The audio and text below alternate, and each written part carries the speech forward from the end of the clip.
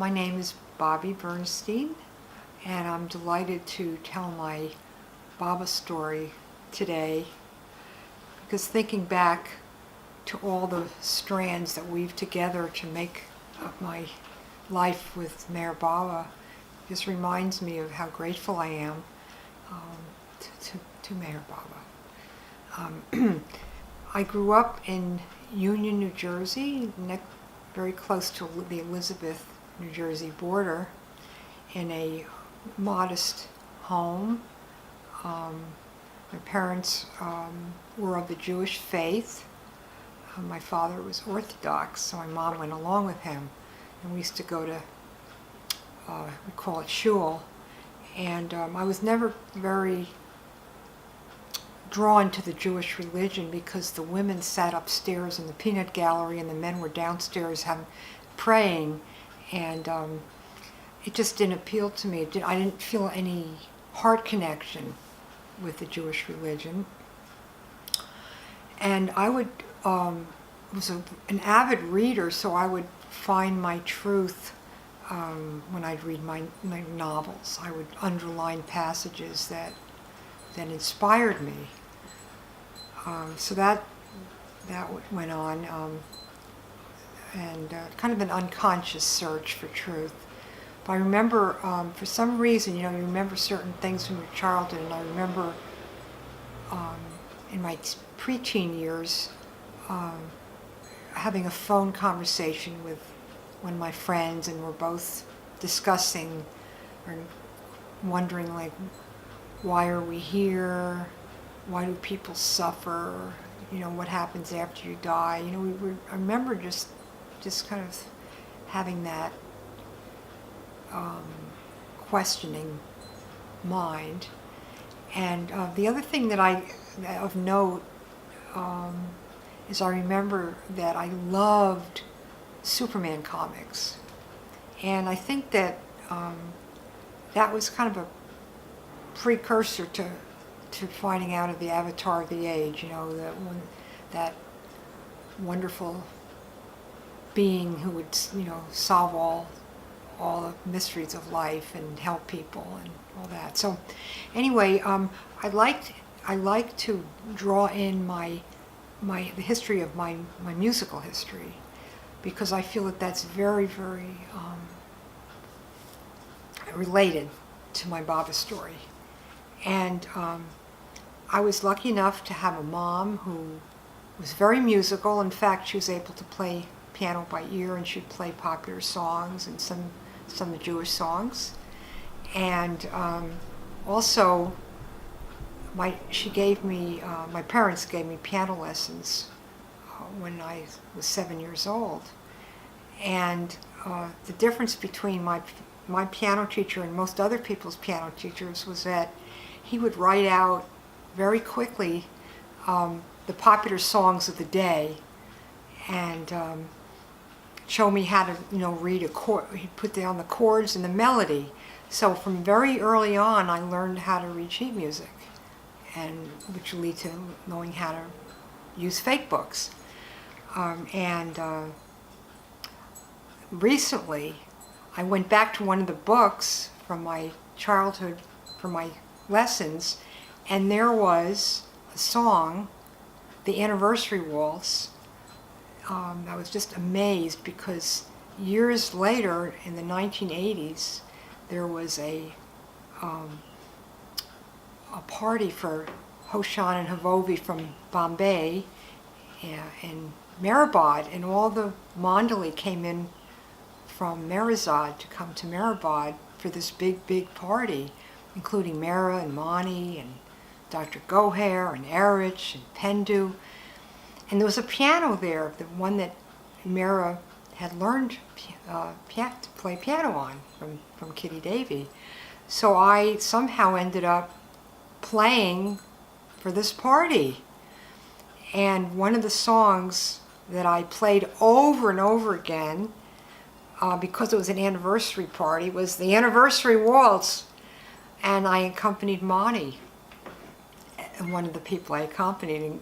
So when I look back to again, that was like an early gift from Baba that I learned that type of song, and then it would just be easy for me to play it in my adult years and down the road, as a Baba lover.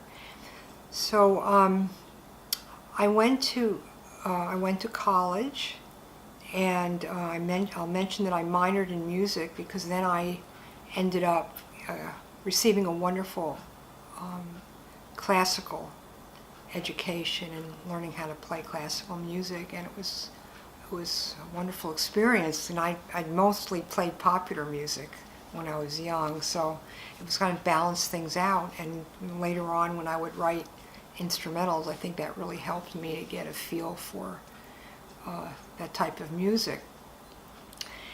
So in college, I was in Saratoga Springs, New York, which I loved, a beautiful town, quiet town at that time.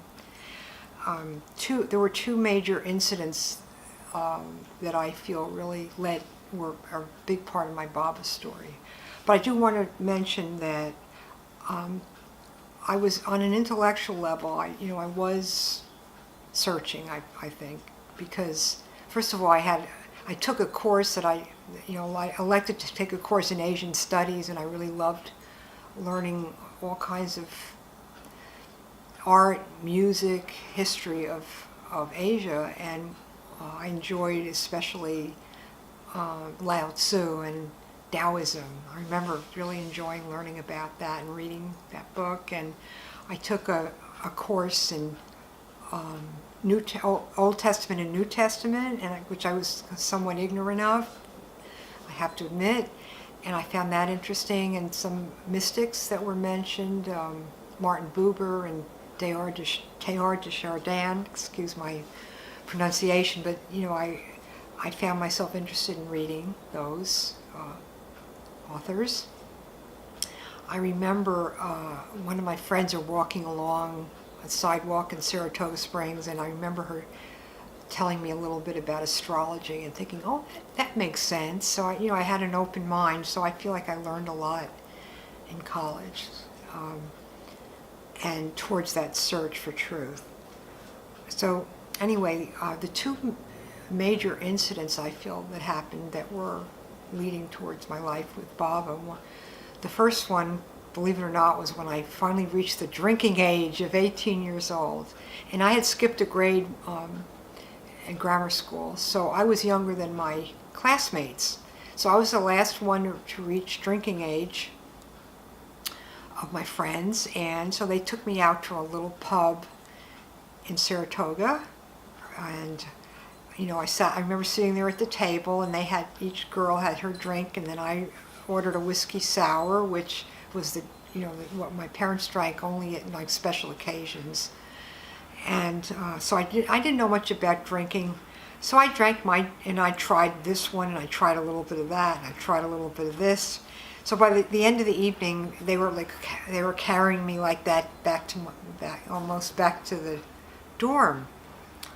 So when I got back, I felt a bit sick. So I remember, being in the bathroom. I got on my knees in front of the toilet, and I thought that I was going to throw up, but instead, all of a sudden, I found myself for the first time in my life praying.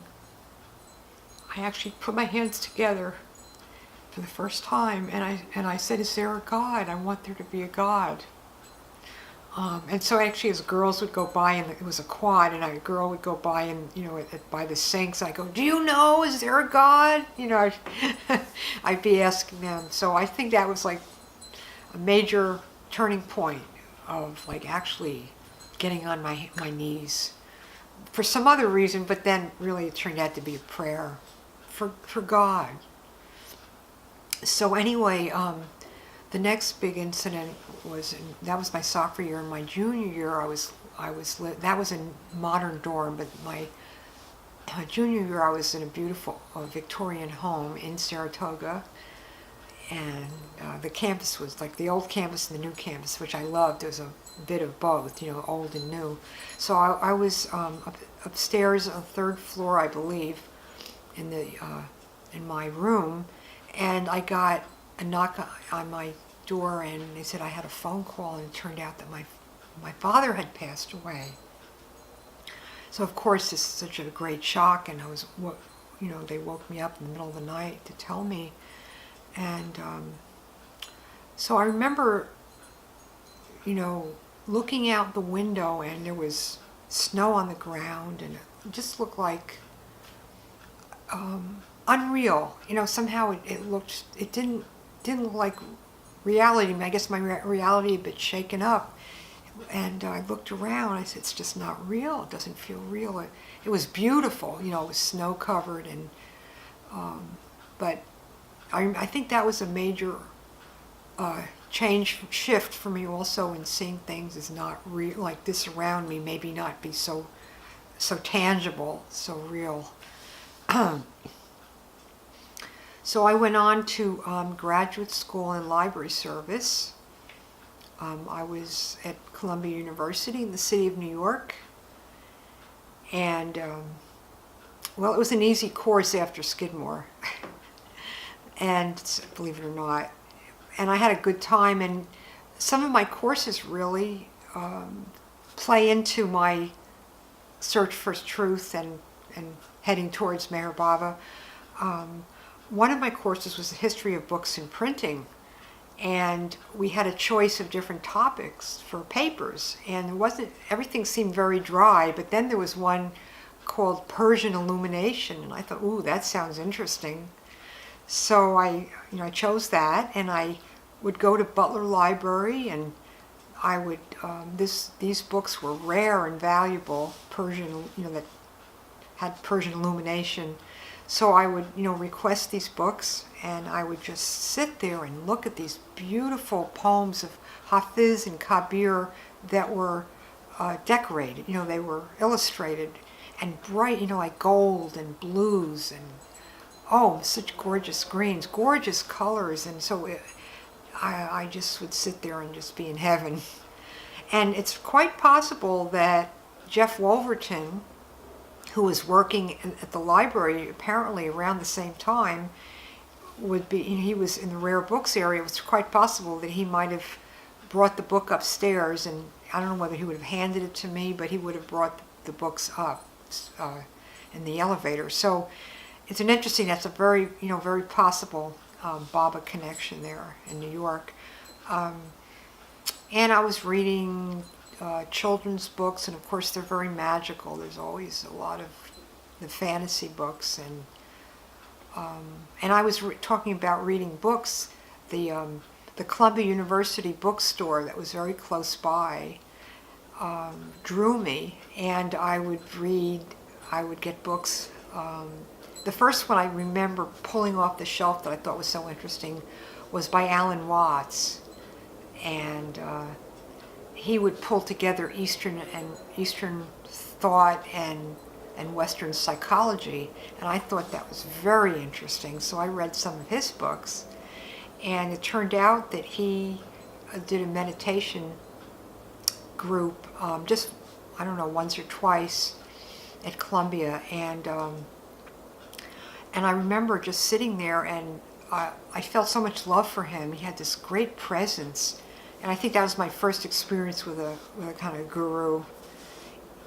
He didn't take that role, but I just felt so much joy being around him. And we did some chanting, and his voice was beautiful, and it sounded a lot like the Jewish prayers that I had heard as a child, which didn't seem to affect me at the time, but I remember just being really emotionally very moved by hearing his voice, and something that sounded like Jewish prayers. And some other books I read were by Buckminster Fuller, and I think I read some more of Teilhard de Chardin and some of the mystics. So I was pulling some things together at that time, and I think I even wrote a paper there about some of these books called Unity and Diversity, because I was taking a course in young adult literature, which I was a pretty young adult, so I was reading things that I was interested in, and I wrote a paper about it. So that's the conclusion I came to, as intellectually that world had there was a unity in all of its diversity. I didn't feel it at the time, but I was on my way intellectually. So I think that's about all that was striking in those years, in terms of my search for truth.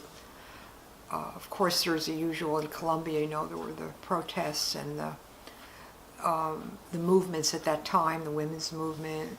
Of course, I was very much tied into the civil rights movement, and it always drew me. And also, let's see what else is going on. But anyway, those political things were going on. And so I after graduate school, I got married, and my former husband was admitted to Albany Medical School. So I went with him, and I ended up with a wonderful job. It suited me perfectly as a kind of a social worker, librarian in Albany. And my job was to help bring people to the library, the so-called underserved people in poor communities, and also to bring the library out to the people. I was an assistant, and so we would go out to the projects and show films and distribute books and get people interested in coming to the library, and it was very creative. So at the time, what happened was Alan, my former husband, was on different rotations in the hospital, and he was keeping late hours, and we were both very immature, so we were having some marital problems, and so I decided that I wanted to see a therapist, which I think is quite, when I think about it now, it's quite courageous. At that time, it wasn't as common as it is today. But I wanted to sort things out, and I think we both went, and then I went. But the person that I was going to see was Ron Kurtz, who is a roommate of Ken Lux. So let me go back a little bit and explain and talk about Ken Lux, my dear friend and brother. When my husband was on these rotations, and he met Dr. Kenneth Lux, who was the head of one of the units, probably the psychology department, you'd call it. So anyway, Ken and my husband became great friends, and so Ken invited us over for dinner one night. So I remember, being there and looking around, and he had all these pictures of this man who looked Italian. I teased him, who is this guy, and like, is he a barber, an Italian barber, or is he a pizza maker? I was teasing him. And, he told me, it's Mayor Baba. And I don't remember exactly what he said about Baba, but I remember, thinking, wow, he's got a good sense of humor about it, and it's nothing heavy, he didn't mind me teasing him a little bit. So, from that time, and then through the time that I was going to see Ken's roommate, Ron Kurtz, Baba was all over the place in Albany. There were posters, and of course there were a lot of so-called Eastern mystics, and that was a very rich time where people were searching. And some of the searching was taking drugs, and I remember that when I was, sometimes when I would be taking marijuana, smoking marijuana, I would see, again, that reality wasn't what it's supposed to be. I mean, it would just kind of shake up my thinking and my sense, and seeing, thinking I was seeing something a little different. And of course, just another avenue towards Baba. But anyway, I was going to see Ron Kurtz, and for a while, and I got to a point where I was feeling very peaceful. And he always wore a Baba medallion, even though I knew he was eclectic in his spiritual leanings. He wasn't a Baba lover per se. So I asked him one day after I was pretty much feeling time to move on. I don't need any more therapy, but I would like to read, find some peace. And so I said to him, I'd like to, could I please borrow some of your Eastern religion books? Because I knew he had a lot. So he said, oh, sure. He said, when you leave here, you can just go right into my place, because he lived upstairs from Ken. He said, there's a Baba meeting going on, and so the place is open, and you can go. And I remember saying, Al, I don't feel like even being around people right now. I'll go another time, you know. So I was driving home, and driving home meant passing that house in Albany. And I went by, I drove by, and then somehow it wasn't even a thought. It wasn't a decision. It was like a magnet pulled me, and I turned the car around, and I parked, close to the house. It was like, okay, I'm going in. It was just like that. So I walked in the door, and I saw these people downstairs in this little room in Ken's apartment, in the kitchen, and I asked, can I join you? It was like something from deep in my heart was operating, obviously. They said, sure. And I said, but wait a sec. I said, just give me a minute, because I'm going to go upstairs and get some books from Ron Kurtz's house. And so I went and got them, and I don't think I ever read them. But anyway, so I that was my first Baba meeting. And I would like to go back just a little bit, and that my husband and I decided to split up, and he told me about these two priests who were starting a collective. They were going to have like a group of people living together. And my first thought was, well, I can't get along with one person. How am I going to get along with 7 or 8 or 9 other people? But I went to meet these priests, and I remember going into their little apartment. They were very active. They were just wonderful people, and they were very active in the community, in the Albany community, doing all kinds of things. And I remember walking into their apartment and talking with them, and there on one of their tables was a set of discourses, Meher Baba discourses. So Baba was pursuing me all over the place at the time. But anyway, so I started going to the Baba meetings, and as a Jewish person, and I wasn't aware of the whole Messiah thing that much, it was hard for me to grasp the concept of God in human form. So I kept asking questions, and how could that happen? How could God be in one human being? And how could I get so lucky? Like, of all the gurus I see around, that I would find the avatar, the Christ of this age? Come on, But I kept going, and I remember, and it could have even just been a week or two after I started going to those meetings, that one of them, it could have been Jeff Wolverton, it could have been Ken Lux. One of them told me that there's a disciple of Meher Baba's who lives about 45 minutes away, and they go to his meetings on Saturday nights. His name was Darwin Shaw, and his wife was Jean Shaw. And I was ready, sure, fine, I'll go. And because I was thinking that, oh yeah, this Darwin sounds like someone, would be sitting on the floor, and he had a turban on, and we'd chant. I didn't know what to expect. And so probably the next Saturday night, I got in the car and went with them, and I walked in the door, and there was this beautiful man with bright blue eyes and a blue shirt, big smile on his face, and there was Jean, so cute, and they were in this little house and kind of in a cul-de-sac, and very, very old-fashioned wallpaper and the whole thing. And so I started going into their meetings as well, and that was, amazing. I mean, I didn't know what hit me, because I'd leave there, and I wouldn't have been able to drive a car after being, it was just so sublime, so full of love.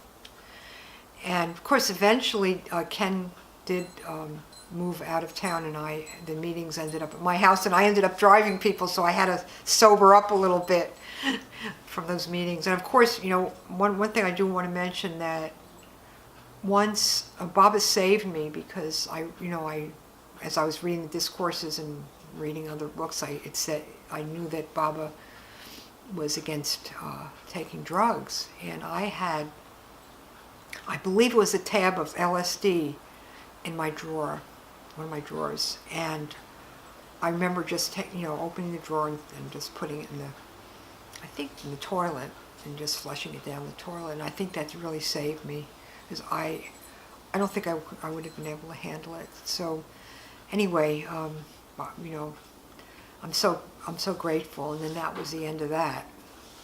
Any kind of drugs. And so I'll just say a couple more things, is that I remember being at a meeting, and Ken Rickstead and Jeff Wolverton are there, and they're singing Victory Under Me, they're playing guitar, and they're all glowing, and I go, wow. It turned out they had just come back from the Mayor's Spiritual Center in Myrtle Beach, and I thought, I got to do that. I got to get some of that, So shortly after, that was in 70, I haven't given you the years. This all took place in 1971. So in 1971, I believe, or it might have been early 72, but I went to the center in a Volkswagen bus with 6 other people, including Jeff and Ken, I think maybe Jenny Moore and Barbara Rickstead. It was quite a group, and it was quite an experience in that Volkswagen bus. Anything that could happen happened almost. Snowstorm, torrential rain, going off the road once, going the wrong way on the Beltway around Washington. You name it, but we got there right as the gate was closing, and it was amazing. It was a wonderful experience. So then the next big event was I was at a meeting, and again, Jeff and Ken playing guitar, singing, and I go, what? What's that? And then they just come back from India. So I decided I got to do that too. So I went to India in 1972. And so I stayed in Albany for another few years, and I moved down to Nyack in 1974, I believe, and then 1985, there was a job opening as a librarian at Chapin Library, the first children's librarian, so I moved down to the center, and I've been there ever since. I like to just go back a little bit. I'm just realizing I didn't pull in my musical experiences. I just want to go back just a little bit. And that when I got out of college, and after all that classical experience, I would find that there must have been a shortage of piano players in Albany, because I kept being asked to be in a rock band and a blues and John McLaughlin Mahavishnu Orchestra Band, and I was in every type of group, and then it would end, and I was thinking, why does that keep happening? I'll be in a group for a while, and then it just doesn't keep going. And later I realized it was to give me all the experience of different types of music. And when I was home, my parents would listen to Broadway shows, and they loved, in fact, their favorite song was Begin the Beguine, Baba's, Cole Porter song that he loved so much. And so I got to play in a lot of different groups. I got to play for a couple of Broadway theater musicals. I played percussion one time, another time I played keyboard. So I got Bobbi gave me a lot of different experiences. When I was living in Nyack, New York, I ended up playing in a while for a Latin jazz band. So my next songs after that were Latin. And my songwriting experience started because of Gene Shaw and the inspiration of, one time Gene turned to me, because Darwin would read from this wonderful Indian poet Rabindranath Tagore, poet laureate of India, and he would read some of his poems. And so Jean Shaw turned to me one night and said, "Oh, Bobbi, why don't you put this poem to music, or one of the poems, or all of them, whatever, that were read that night." So I thought, oh, okay. And so I did. And that was the beginning of my songwriting. And then I was so inspired by Darwin Shaw's meetings that I wrote a song, words and music, my first song, Just Love You, using some phrases that he used to use, like love glance, that he'd talk about Baba's love glances would pierce his heart. So that was, and then one time Jean turned to me after she had used the expression, "Don't sweat the small stuff," and she said, "Oh, Bobbi, why don't you write a song about don't sweat the small stuff?" So it took me a while, but eventually I did write that song. So I attribute my songwriting ability and my subsequent ability to sing, which I hadn't done before I started writing songs, to sing and perform my songs at the center. Now I do monthly, and my own songs and other popular music, and in different parts of the country, and of course in India. So I attribute all that to Baba, like how he gave me all these musical experiences from my childhood all the way through, and I'm still learning. I'm still learning so much, but I can only attribute it to good fortune that I'm able to write and perform songs inspired by and dedicated to Avatar Meher Baba. So I'll end this by just saying that I'm so grateful to Baba for everything, and I was happy to be able to share my story with all of you who may be listening right now. Jai Baba. And now I'd like to share the song that I mentioned, Just Love You, that I think summarizes the whole thing and was inspired by meetings at the Shaw's home, Darwin and Jean Shaw, in the very beginnings of my time with Baba.